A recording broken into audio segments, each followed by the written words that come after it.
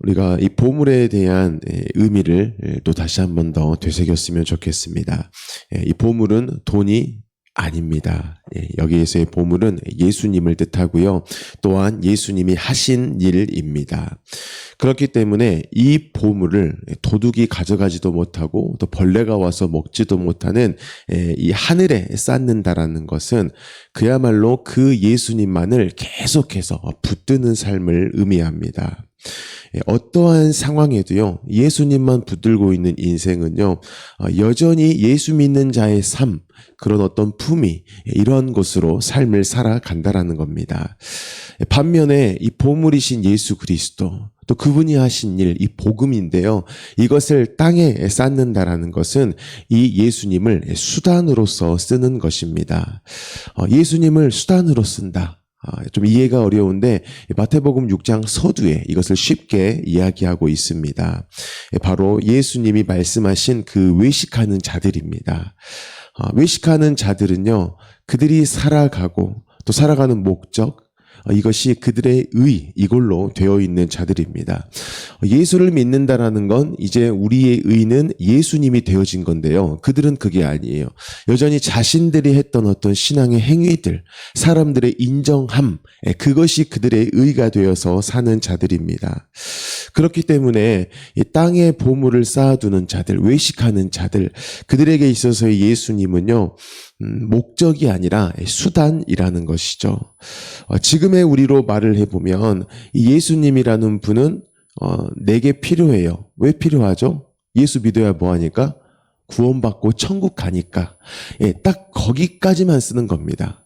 그리고 그 이후 예수 믿었으니까 나는 이제 천국 간다. 그리고 그 이후의 삶을 이제는 나의 의로서 살아간다라는 겁니다. 여러분, 이러한 인생은요, 바람에 나는 겨와 같습니다. 상황에 따라서요, 그들은 흔들려요. 왜 그럴까요? 누구를 붙들지 않으니까, 예수를 붙들지 않으니까. 그 말은 곧 뭘로 살아가고 있는 거죠? 나의 의로 살아가고 있다라는 겁니다.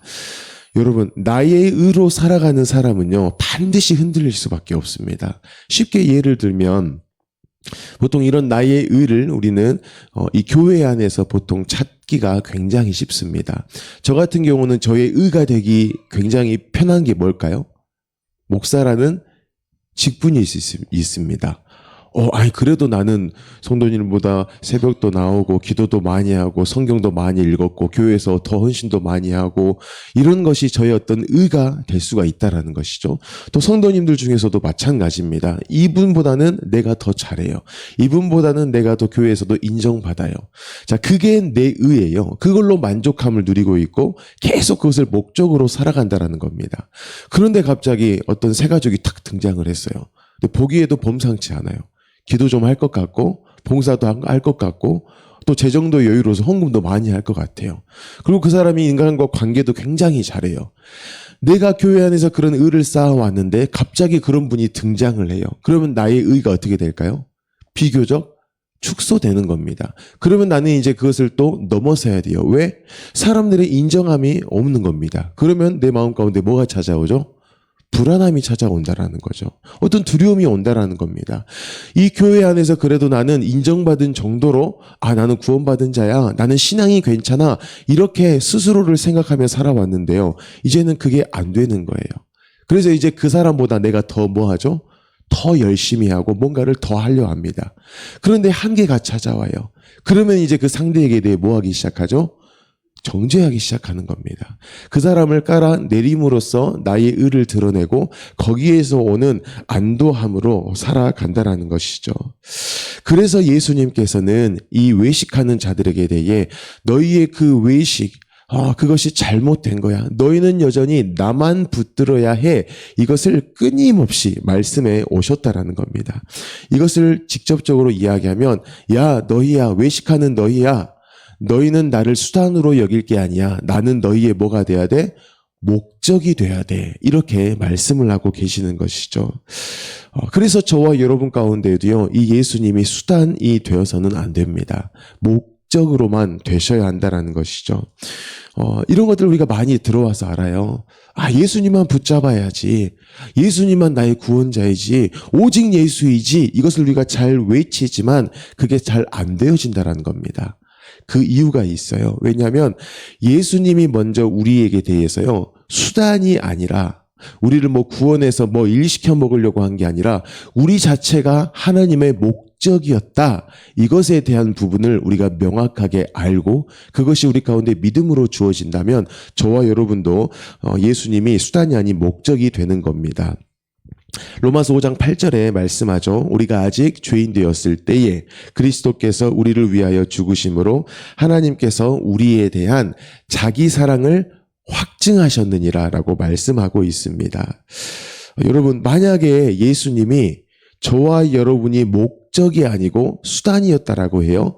그러면 우리를 구원하신 후에 이제는 뭔가 예수님의 써먹고 우리를 어떻게 하는 일로 이렇게 하셨어야만 합니다. 그런데 성경에서는요, 다른 말씀하지 않으세요. 야, 너희 내가 구원시켰으니까 너희 교회에서 또 열심히 하고 열심히 하고 열심히 해. 그렇게 하지 않으면 안 돼. 이렇게 하신 적이 없다라는 것이죠. 하나님이 우리에게 대해서 하신 일은 너무나 단순합니다. 우리가 아직 죄인 되었을 때에요, 우리에게 대한 하나님의 사랑을 예수를 죽임으로 확증을 하셨다라고 말씀합니다. 여러분, 이 로마서 5장 8절 말씀 안에 하나님의 우리를 향하신 목적이 숨어 있다라는 것이죠. 우리를 사랑해서 구원하셨대요. 그리고 구원하셔서 여전히 우리에게 뭐 하시죠? 사랑하시는 일을 계속 하고 계신다라는 겁니다. 그래서 저와 여러분이 주목할 것이 있습니다. 그게 뭐냐? 하나님이 우리를 사랑하신 그 일을요, 우리가 받아들이는 겁니다. 뭐 하는 거라고요?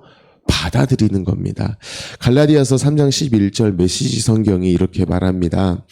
하나님과 바른 관계를 맺고 사는 사람은 하나님께서 마련해 주시는 일을 받아들임으로써 그런 삶을 살아갑니다.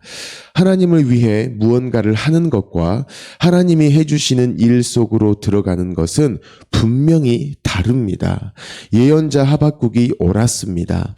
하나님을 믿는 사람은 하나님께서 바로 잡아주십니다. 그것만이 참된 삶입니다. 라고 말씀합니다. 여러분, 하나님이 하신 일, 이것을 받아들이는 것이요, 신앙생활의 핵심입니다. 그런데 우리는 늘 착각한다라는 거예요. 신앙생활을 뭘로 이해하죠? 구원받았으니까 이제 내가 하나님께 대해서 뭔가를 해야 한다, 해드려야 한다, 이렇게 이해합니다. 여러분, 성경에서는 우리에게 너희 뭐 해라, 너희 하나님께 뭐 해드려야 해 라고 말한 적이 한 번도 있다 없다? 없습니다. 자, 그러면 반문이 들어요. 결국에 성경 말씀을 보면 이 말씀대로 뭐 해라?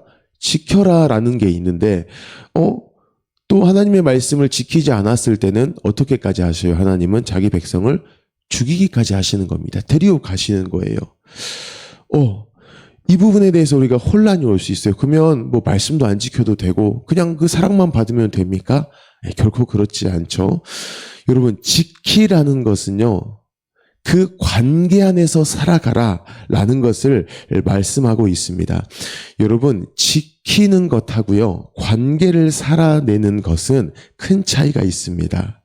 여러분, 지키는 것 자체에 목적이 있는 사람은요, 그 지키는 것의 원동력이 뭐냐? 내 의지가 우선인 경우입니다. 그래서 지켜낸 것이 목적이에요. 지켜냄 자체가 목적이에요. 그 사람은 그래서 지키지 않으면 그 순간 뭐가 올까요? 마음 가운데 두려움이 오는 겁니다. 불안함이 와요. 자유함은 결코 찾아볼 수가 없다라는 겁니다. 왜 그러냐면 이 사람에게 있어서 이 지켜냄이 그에게는 전부예요. 그래서 내가 대체 왜 이 말씀을 못 지켰을까? 그런 이유들을 분석합니다.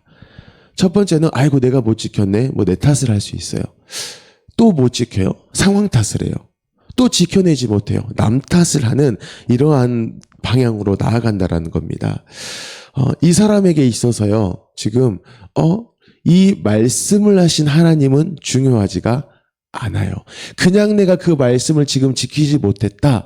여기에 딱 고정이 된 채 계속해서 탓을 하며 나아간다라는 겁니다. 그렇지만 이 관계를 살아가는 사람은요, 분명히 다릅니다. 물론 이 사람의 삶의 모습도 보면 말씀을 지키려고 애를 쓰는 것 같아요. 하지만 이 사람은 지켜냄, 이것 자체가 목적이 아닙니다. 그 말씀대로 너가 살아가는 거야 라고 말씀하신 하나님이 목적이라는 것이죠. 그래서 이런 사람은요, 말씀을 때로 못 지킬 수 있어요. 하지만 못 지켰을 때에 두려움으로 사로잡히는 것이 아닙니다. 그 하나님께 대한 죄송한 마음이 드는 것이죠. 나를 사랑하셔서, 나를 또 믿어주셔서, 나를 구원하셔서 이 말씀으로 살아가도록 내게 주셨는데 내가 이 말씀을 지키지 못했네. 내가 하나님께 실망을 안겨드렸다. 어떤 이런 죄송한 마음이 든다라는 것입니다. 여러분, 지키는 것 자체에 목적을 두는 것과 그것을 말씀하신 하나님께 목적을 둔 이 두 가지는요, 극명한 차이를 나타내고 있습니다. 지키는 것 자체에 목적을 두는 것은요, 종일 뿐입니다. 여러분, 종이요, 주인의 말씀을 어겼을 때 두려운 마음이 들까요, 안 들까요? 들겠죠. 거기에 그냥 사로잡히는 겁니다. 하지만 관계를 사랑하는 이 자녀가 이 말씀을 지킬 때 말씀을 어기면은요, 물론 두려움도 있을 수 있어요. 하지만 그 두려움에 갇히고 그 자유함이 없는 상태로 살아가는 것이 아니라 죄송한 마음이 더 큰 것이 일반적인 겁니다. 자녀라면 그래요. 아버지의 자녀라면 그렇다라는 겁니다. 그러면 이 자녀는 뭐 아버지께 대한 두려움이 전혀 없을까? 또 그렇지는 않죠. 하지만 어릴 때입니다. 어릴 때. 저희 집에 사고를 잘 치는 자녀가 여럿 있는데 주아미가 그렇습니다. 예를 들어서요. 주아미가 제가 굉장히 아끼는 어떤 물건이 있다고 해요. 저희 집에 고려 청자가 있습니다. 한 3억 정도 해요. 라고 가정할게요. 그것을 아끼는데 알아요. 아버지가 아끼는 거. 여기는 근처에 오면 안 돼. 했는데 놀다가 딱 깨트렸습니다. 자, 그러면 주하미는 저에게 대해서요, 죄송한 마음이 들까요? 두려운 마음이 들까요? 두려운 마음이 들죠. 아직 어립니다. 그래서 뭐 숨겨보려고 하고 누가 깼어? 라고 하면 제가 안 깼어요. 이렇게 거짓말합니다. 그러면 저는 이제 너 이거 하지 말라고 했잖아. 조심하라고 했잖아. 너 이제 매 맞든지 아니면 제가 꾸중합니다. 그리고 나서 끝내는 거예요. 더 이상의 징계는 없어요. 그렇게 다음 날이 돼요. 그러면 이제 주하미는 또 뭐 하죠? 또 사고 칩니다. 그냥 그렇게 살아갑니다. 이제 저로 바꿔볼게요. 제가 이제 사고를 칠 때가 있죠. 제가 만약에 사업을 하는 사람이라고 예를 들면 저희 아버지가 이제 곧 은퇴를 하시고 이제 퇴직금을 받으십니다. 근데 제가 사업 아이템이 분명해요. 그래가지고 아버지에게 가서 이런 아이템이 있고 이러한 이득이 분명히 있습니다. 투자하십시오, 아버지. 아버지가 저를 이제 신뢰하시니까 다 주셨어요. 근데 제가 그 모든 퇴직금을 다 가지고 사업을 했는데 어떻게 됐을까요? 말아먹었어요. 그러면 저는 아버지께 대해서 두려운 마음이 들까요? 아니면 죄송한 마음이 들까요? 예, 죄송한 마음이 드는 겁니다. 두려운 마음은 있지 않아요. 아버지께 말씀을 드리겠죠. 예, 꾸중은 당연히 듣습니다. 하지만 더 이상의 징계는 없고 오히려 아버지께서는 어깨를 툭툭 쳐주시면서 뭔가 또 응원을 해 주신다는 것이죠. 하지만 제가 이 사업을 위해서 아버지의 퇴직금만 쓴 게 아니에요. 제가 은행빚도 갖다가 썼답니다. 그러면 저는 그 은행에게 대해서 죄송한 마음이 들까요? 두려운 마음이 들까요? 두려운 마음이 드는 것이죠. 네, 갚지 않으면 바로 법적 제재가 온다라는 겁니다. 여러분, 지금 주하미하고요. 주하미도 아빠인 제가 있고 저도 아버지인 저희 아빠가 계시죠. 이 부자지간이라는 것은 같습니다.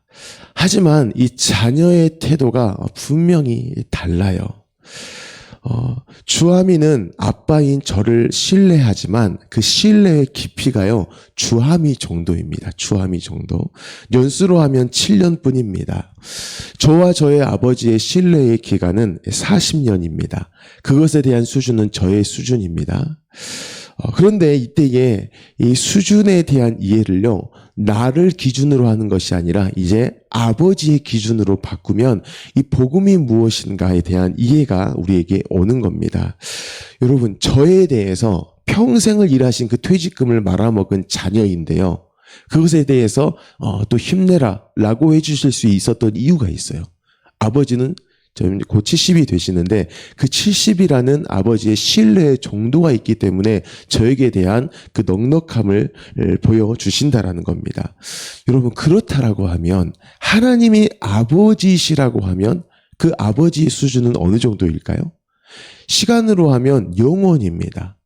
심지어 하나뿐인 아들 예수까지 내어주실 정도, 그 정도로 우리를 사랑하시고 또 그만큼 우리를 신뢰하시고 또 그 신실하심을 보여주신 하나님이시라고 하면은 그 하나님의 어떠함을 받은 우리, 분명한 차이가 있다라는 것이죠. 그렇기 때문에 저와 여러분이 해야 될 일은요, 또 집중해야 될 일은요, 여전히 주장하고 또 끊임없이 붙들어야 될 것은 우리의 어떠함, 우리가 했던 일, 이것을 받아들이는 수준이 아니라 하나님의 행하신 일을 받아들이는 것입니다. 여러분, 자녀는 끝까지 아버지의 말을 어기는 것이 자녀입니다. 그래서 때로는 우리가 징계를 받습니다. 하지만 그 징계를 받으면 받을수록 우리 가운데 쌓아지는 게 있어요. 그 징계보다 항상 더했던 자녀를 향한 아버지의 사랑, 그것이 우리 가운데 경험이 되는 겁니다. 그렇게 아버지의 사랑을 먹고 또 경험하고 그럴 때에 자녀가 성장하게 되어진다라는 것이죠. 지금 이 본문 가운데에서 예수님이 말씀하고 계시는 것이 바로 이 부분입니다. 하나님의 그 사랑, 너희 눈앞에 있는 나, 예수 그리스도를 너희가 받아들여라. 그리고 끊임없이 붙들어라. 그것이 보물을 어디에 쌓아두는 것이다? 하늘에 쌓아두는 것이다. 라고 말씀을 하고 있습니다. 혹시 저와 여러분의 요즘에 나의 마음의 상태와 태도가 어떤지를 한번 생각해 보시면 좋겠어요. 하나님의 사랑을 딱 받아들인 자는요, 어떠한 상황 가운데서도요, 흔들릴 수 없어요. 물론 나는 잠깐 주춤할 수는 있습니다. 하지만 아버지의 사랑이 여전하기 때문에 또 정신 차리고 가는 거예요. 하지만 요즘 내 상태가, 내 태도가 상대를 탓하고 있고 상황을 탓하고 있고 또 쉽게 분노하고 있고 또 분노하지만 안 그런 척하고 있고 그래서 또 마음이 힘들고 누군가에 대해 정죄감이 들고 또 인정받지 못하면 자존감이 무너지고 열심을 다해도 또 정직하게 살았어도 어떤 불안함이 있다. 그러면 바로 우리가 진단을 내릴 수 있습니다. 보물을 어디에 쌓은 것이죠? 땅에 쌓아버린 것입니다. 와서 도둑이요 싹 가져가 버린 거예요. 그 상태가 되었다라고 하면 그 즉시 무엇을 받아들여야 될까요? 하나님의 나를 향하신 사랑, 예수 그리스도 십자가 가운데 어떻게 구원하셨는가, 지금까지 내 삶을 어떻게 인도해 오셨는가, 이런 부분들을 한번 적어보시는 거예요. 아, 내게 이런 은혜를 주셨었지, 이런 말씀을 가지고 이런 삶을 살게 하셨지, 그것을 적으시면서 손으로도 느끼고 눈으로도 느끼고 입으로 고백하면서 내 귀에 들리게 한번 해보십시오. A4 용지를 두고 해보십시오. 아마 채 5분이 지나지 않아서 그 사랑이 내 가운데 다시 오고요, 내가 더 이상 남 탓하거나 불안함 가운데 있지 않아도 되는 것을 분명히 알게 되어진다는 것입니다. 그래서 이 말씀 가운데에 저와 여러분이 반드시 경험되어져야 될 게 있어요. 사실 이 땅에 쌓아둔 보물은요, 뭐 해야 될까요? 우리가 다 탈탈 털려야 됩니다, 여러분. 여전히 있은 채로 내가 하늘의 보물을 쌓는 것 아닙니다. 사실 예수님께서 오셔서 이 외식하는 자들을 탈탈 뭐하고 계시죠? 털고 계시는 거예요. 늘 하나님은 저도 털고 계십니다. 제가 이렇게 설교하고 십자가를 외치고 하지만 저도 하루에 너무나 많은 것을 땅에 쌓는 거예요. 또 하나님이 털게 하시고 털게 하시고 털게 하시면서 너는 땅에 쌓아갈 자가 아니야 라고 또 말씀해 주시는 거예요. 그래서 사실 땅에 있는 것이 털리면 털릴수록 그가 은혜 받은 자입니다. 더 털려야 돼요. 지독하게 털려야 되고, 이게 나 혼자 내 안에만 내면이 아니라 이게 얼굴로 드러나고 상대 가운데 언어로 드러나서 나의 이 정말 실력 없음, 나의 의로 똘똘 뭉쳤던 내가 막 드러나고 그것을 또 감추려고 내가 애를 쓰고 불안해하고 이것이 시도 때도 없이 막 드러나야 한다는 거예요. 하지만 그것만이 드러난 것이 아니라 그 드러남 가운데에 그 실력 없음에 그 죽음이란 것 가운데에 누가 뛰어 들어오셨다? 예수가 뛰어 들어오셨다. 이것을 매일 경험하는 자가 구원받은 자이고 그 구원을 또 살아가는 자입니다. 그런데 그게 아닌 채 계속해서 저 같은 경우는 목사로 싹 덮어버립니다. 여러분 앞에서 얼마든지 은혜 받은 척하고 웃으면서 괜찮은 척 할 수 있습니다. 저는 가면을 너무 잘 쓰는 사람입니다. 하지만 주님이 또 야, 네 보물 땅에 쌓지 마라. 말씀에도 보면은요. 거기에 반복적으로 나와요. 보물을 쌓아두지 말라. 보물을 땅에 쌓아두지 말라. 보물을 하늘에 쌓아두라라고 하시면서 그 앞에 이렇게 말씀하세요. 누구를 위하여? 너희를 위하여라고 2번을 거듭 말씀하십니다. 왜냐? 그 외식하는 자로 살아가는 삶은 그게 지옥인 겁니다, 여러분. 다른 게 지옥이 아니에요. 바리새인들이 지옥을 좋다고 살아가고 있는 그 상황 가운데에 그럼에도 그 바리새인들을 사랑하시는, 그러는 저를 사랑하시는, 그러는 여러분들을 사랑하시는 하나님이시기 때문에 사랑하는 자녀가 그 꼴로 살아가는 것을 부모가 봐요, 못 봐요? 못 보는 겁니다.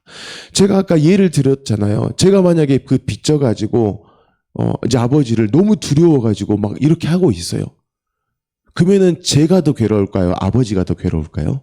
아버지가 괴로운 겁니다. 아들이 나이 40 먹어가지고 물론 그 실수할 수 있는데 죄송한 마음 때문에 이게 아니라 막 두려워한다라고 하면 그거는 진짜 아버지에게 있어서 절망과 같은 일이죠. 그래서 예수님께서는 너희 보물을 땅에 쌓아두지 말고 하늘에 쌓아두라. 너희 나만 붙들어 하나님의 너희를 향한 사랑이신 나를 여전히 받아들이고 그 예수 그리스도로 살아가 라고 말씀을 하십니다. 사랑하는 성도 여러분, 저와 여러분에게 주어진 오늘 하루가요, 하나님의 우리를 향하신 사랑을 또 받아들일 24시간입니다. 우리는 예수 믿어서 괜찮은 사람이에요. 그 말은 곧 나는 하나님의 사랑만 여전히 받아들입니다 라는 겁니다. 그게 괜찮은 사람인 거예요. 그가 바로 하나님의 자녀이고요. 성도라는 것을 기억하시고요.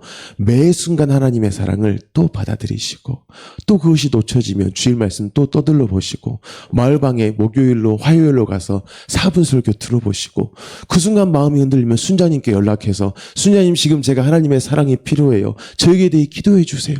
라고 이렇게 요청하시면서 내게 하나님의 사랑이 이렇게 여전하다. 나는 그 사랑으로 살아가는 자다. 이 확실한 정체성을 가지고 오늘 하루를 살아가시는 저와 여러분 되기를 예수님의 이름으로 축복합니다. 아멘. 우리 함께 기도하겠습니다. 주신 말씀을 가지고 기도하실 때에 하나님과의 우리의 관계는 예수 그리스도로 분명합니다. 나는 때로 하나님을 오해하여서 두려움 가운데 있을 수 있지만 예수님이 내게 또 찾아오셔서 말씀합니다. 괜찮다. 내가 있다.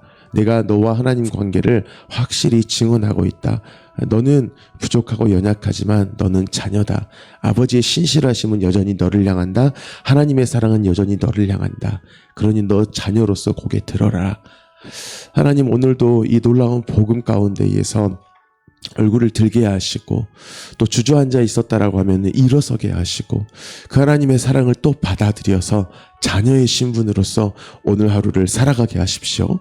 그렇게 하늘의 보물을 쌓는 자로서 살아가게 하십시오라고 기도하시기 바랍니다. 성도님들의 가정과 직장을 위해 기도하시고 내일 주일 예배를 위해서 기도하시기 바랍니다. 특별히 내일 주일 2부 예배 후에 남여전도회 원래회가 있습니다. 이 귀한 원래회를 위해서도 기도하시기 바랍니다. 담임 목사님의 건강과 성령의 충만함을 위해 기도하시고 우리 나라를 위해 민족을 위해 북한 땅을 위해 기도하시기 바랍니다. 곡성 민정교회의 최연철 목사님을 위해서도 기도하시고요. 우리 국동방송을 위해서도 기도하시길 바랍니다. 우리 모든 기도 제목을 가지고 함께 기도하겠습니다. 사랑이 많으신 하나님, 그 사랑을 계속 받아들이라고 말씀하시니 감사합니다. 우리가 할 일은 바로 그것입니다.